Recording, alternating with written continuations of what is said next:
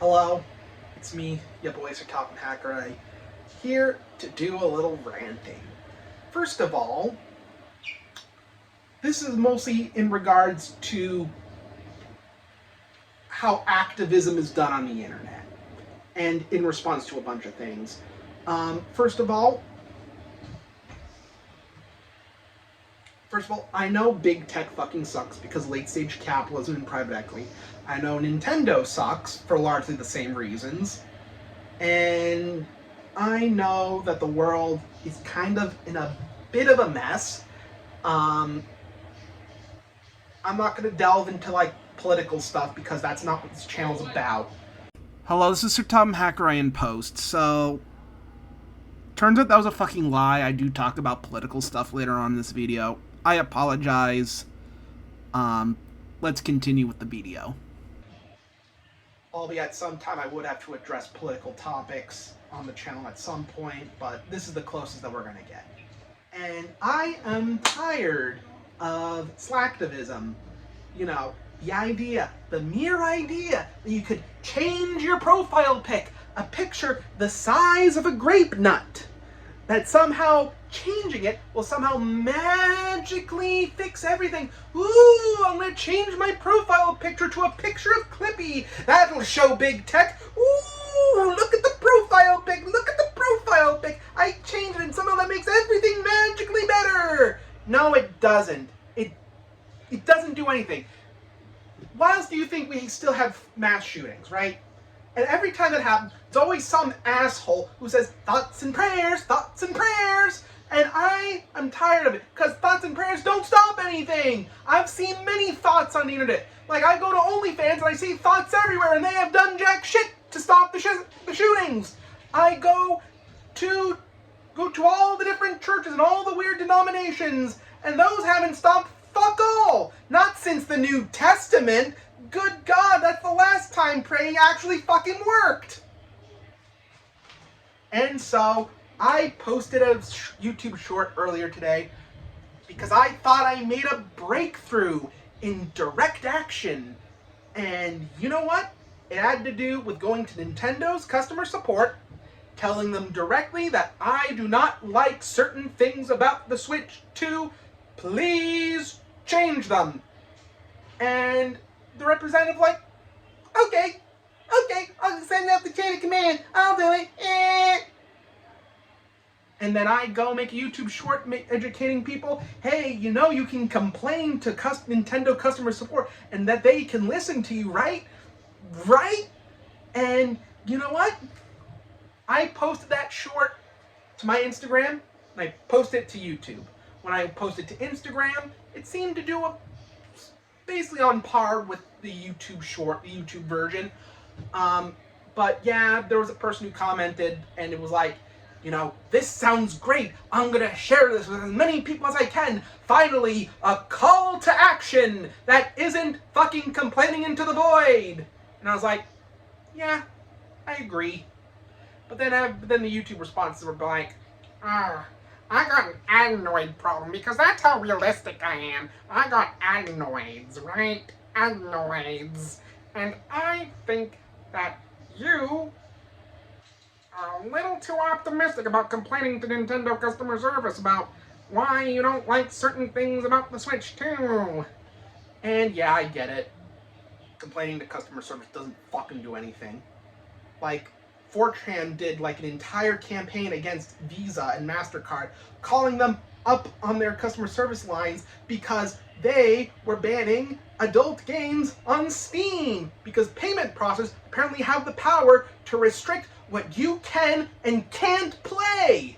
So, I figured I could do the same thing, except with Nintendo support. Maybe they, make the Switch 2 at least not as fucking sterile. Like, I paid premium money for a premium console. I should be getting a premium experience. Yet the UI is the same exact as it was on Switch 1. The only difference is that it's a little bit bigger. It's not portable anymore, that's for sure. It's more luggable, like an Osborne 1 or those early compact computers, Computers that were the size of suitcases that you had to lug around. Oh, look at me. I can finally use CPM, on my compact computer. I just have to pick it up, unfold the keyboard, and then I can start doing my Lotus 1-2-3 spreadsheets, because Microsoft Excel wouldn't be invented for a couple more years, and only then on the Mac.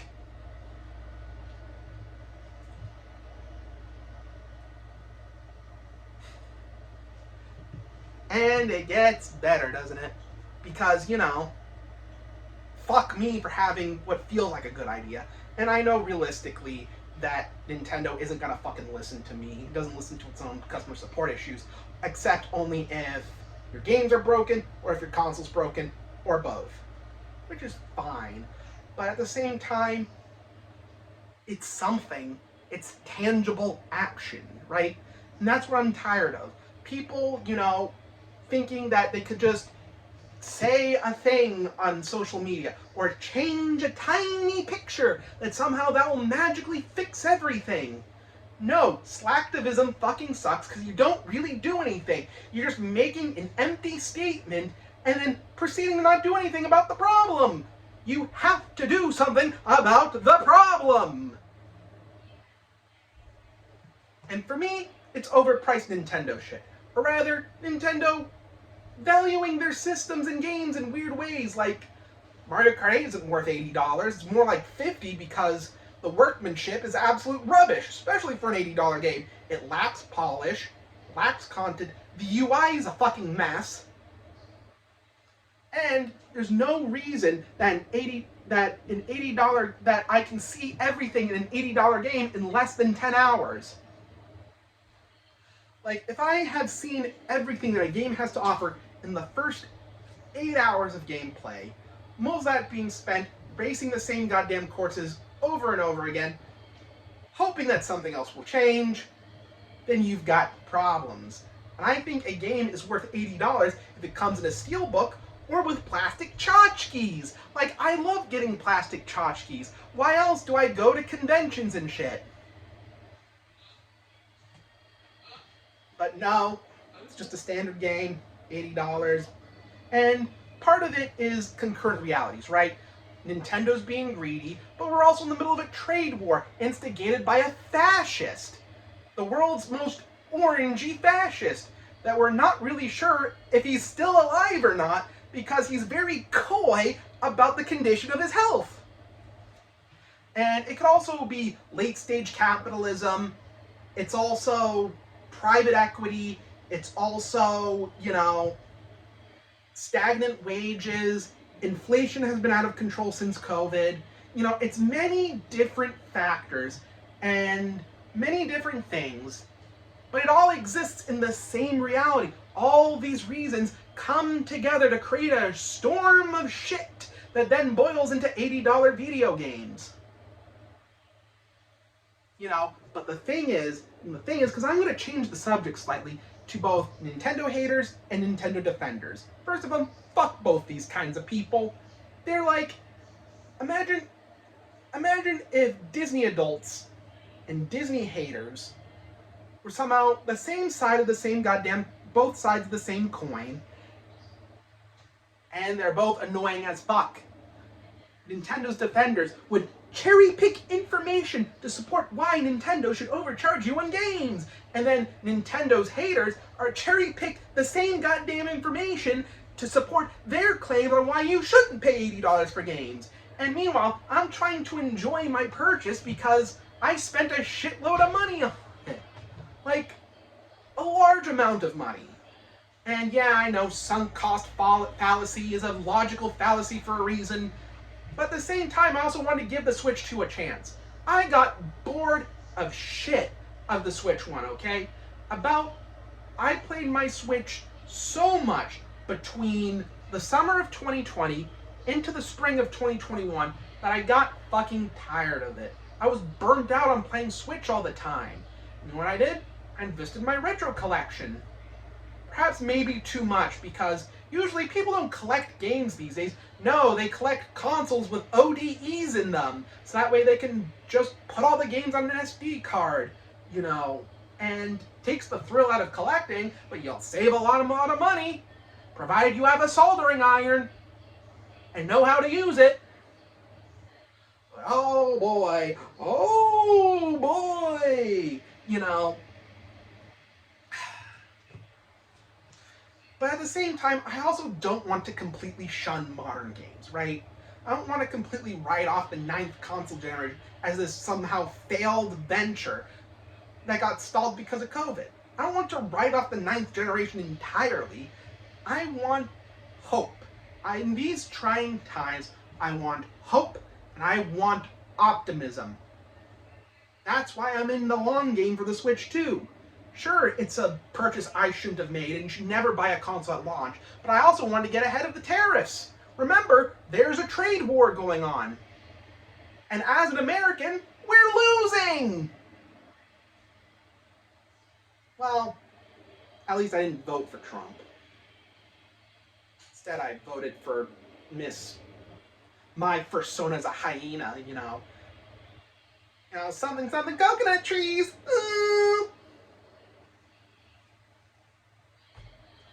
Sometimes the choices you get is always devolves into a giant douche and a turd sandwich.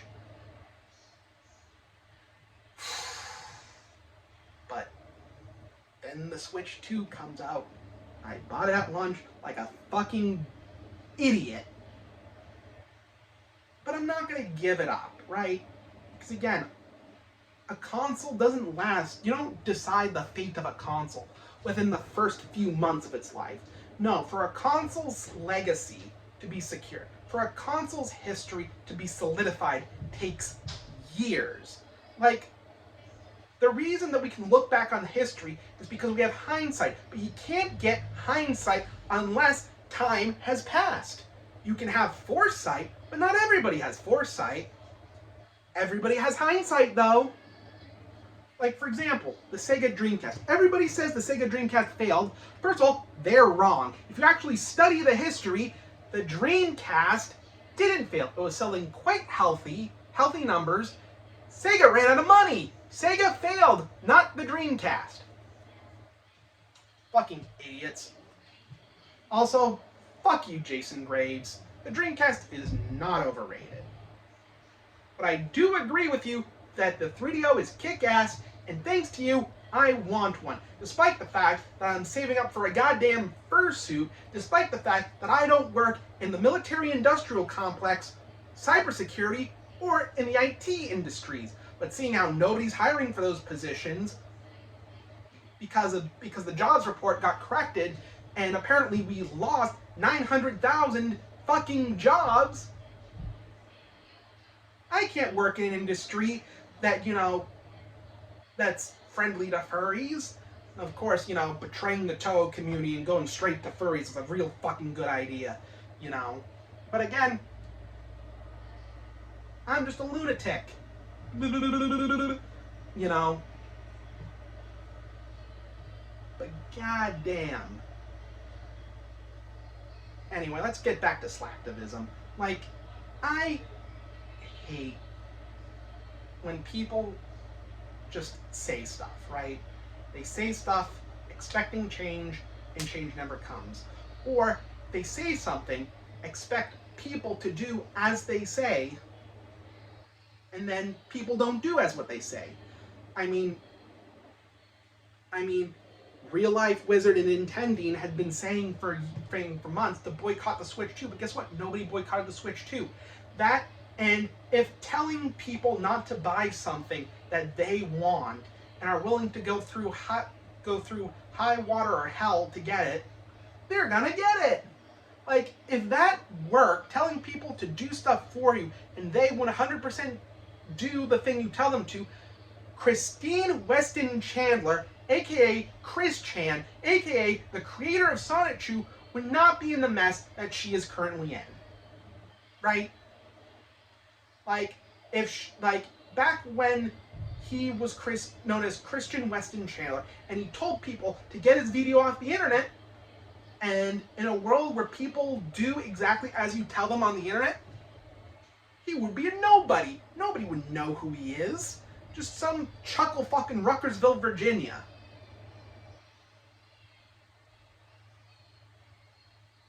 So yeah, without hard, direct action, no change can be done. You can go to the ballots, you can go picketing, you can go write to important people. You know.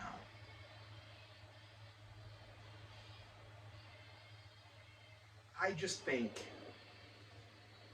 that saying things and expecting something to come from nothing is ludicrous. You have to do something. Like, you can't just sit on your ass and expect to make 100% of your shots simply by changing a meaningless, idiotic graphic. You can't expect to make a tweet and expect it to do anything different. Remember, you miss 100% of the shots you don't make. So make them! You don't like where the government's going? Do something. You don't like what Nintendo's doing? Do something. Don't just sit on your ass and fucking make videos dressed up like a fake-ass wizard, telling people that you don't like a particular thing, and then expecting them to somehow follow your word. Slacktivism, it's bad, it's meaningless, and nothing happens. You know, you can thoughts and prayers away all you want. Nothing's gonna happen. Nothing will. So, what did we learn today? One, this is probably the most animated I've been in a YouTube video. Two, Slacktivism fucking sucks. Doesn't get anything done. It's just lazy. And three, even though I financially support Nintendo through my actions, and therefore I am in the wrong, I still disagree with their practices. I like the games. I like the hardware. I like the fact that they're the only games company from the 1980s that is actually still making fucking consoles and is still a video game company through and through. Like, yeah, they're doing film, they're doing toys, you know, they're doing other things, right? They're doing other things, right? But they're still a video game company at their core, right? And as much as I hope for Sega to one day return to the console market, and the day that they do, that Switch 2 is going to the fucking dumpster. But until that day comes, that Switch 2 stays there. It's staying there. And I've gotten some use out of it. I think it's neat.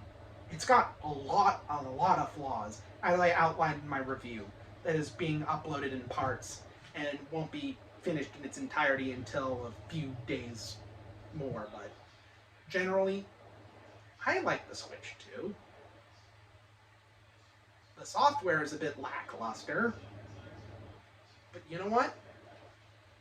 The PlayStation 3 was a slow burn. The PlayStation 3 didn't have many games at launch. In fact, it didn't have many games for the first 3 years of its life. But the PS3 was a different beast from 2006 to 2009, but from 2009 to 2012, it made up.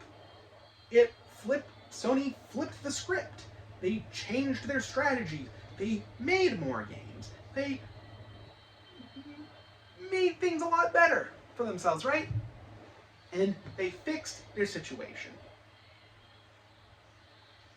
And they managed to come ahead of the Xbox 360 by a magnitude of somewhere around 20 million units. And when Nintendo inevitably fails, right, with their variable pricing strategy, and they end up like the Apple, the gaming version of Apple. And by that I mean overpriced products lagging behind in technology, because there's only so much withered thinking with your technology where you end up having to think laterally with withered user bases, right? Of course, the Nintendo adults, the Nintendo fans, are making that very hard for them to lose. But at the same time, all you gotta do is say something and have the balls to follow it up with something. Just pick it or write to somebody, talk to somebody in your community, say, I do not like this. What should we do? Organize. Start something. Become the next Ralph Nader. Write a book, for Christ's sakes. That's what Ralph Nader did for the American automobile industry. He saw that cars were way too unsafe, and he wrote a book. And they took him seriously. Seriously enough where he became a third candidate during the 2000s election. My mom voted for Ralph Nader, for Christ's sakes. Because he advocated for your rights as a consumer. He advocated for your rights as a consumer. And he didn't do it with a fucking picture of a paperclip. Also, one thing to note about the Clippies, okay? Because I have beef with them. Every time I see them comment on a video, they act like the kid that asks for something, they get it, and they say they did not like it. Okay, smartass. If you don't like what's being shown in the Nintendo video, why did you go to the Nintendo video? I see a bunch of Clippies on the Direct video for Kirby Air Riders, right? And they're there saying, oh, I don't like this because it's published by Nintendo. Okay, smartass. Then why'd you watch a Nintendo video then? You do realize that by commenting on their videos and watching their videos, you're making the videos float through the algorithm, which gives them money that gives them the power to continue doing this shit. If you want them to lose, don't engage with them. Don't give them their views. Don't comment on their videos. If you're going to go on their videos, keep the watch time as low as possible and click the unlike button. But nope, they watch the video anyway, in its entirety, engaging with the video, thus allowing it to go through the algorithm, and then they have the gall to say, I don't like this! And then they go to other videos saying that I don't like this either. Then why'd you watch it? Why'd you watch it? Like, I agree with the whole Clippy thing that big tech has gotten too big for its britches, and that somehow technology has gone from helping us to hurting us.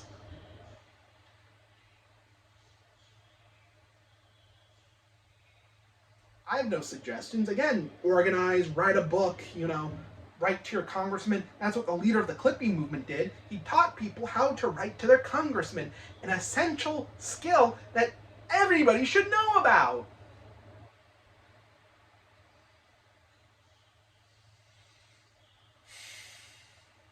But you can't just change your fucking profile pic and expect immediate change. You have to follow up with tangible action. And some of these Clippies have followed up their followed through with action.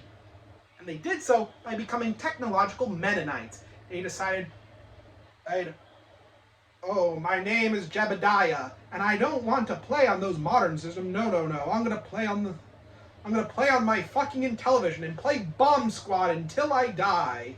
Anyway, I'm off to go to raise a barn now. I'm going to raise a barn, and maybe I'll raise another barn. Sorry that you had to see that. I didn't have a proper hat to represent the Amish. I know I'm conflating Amish with Mennonites, but let's not get in the weeds of that. So yeah. On second thought, I'm probably not going to upload this.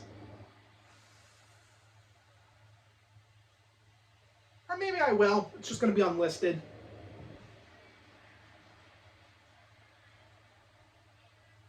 Maybe I will, maybe I won't. But the end of the story is, don't sit on your ass. Get up and do something. Participate in your community, for Christ's sakes. Be the change you want to see in the world. That's the message of this. And maybe that the internet has damaged us all, and we are doomed.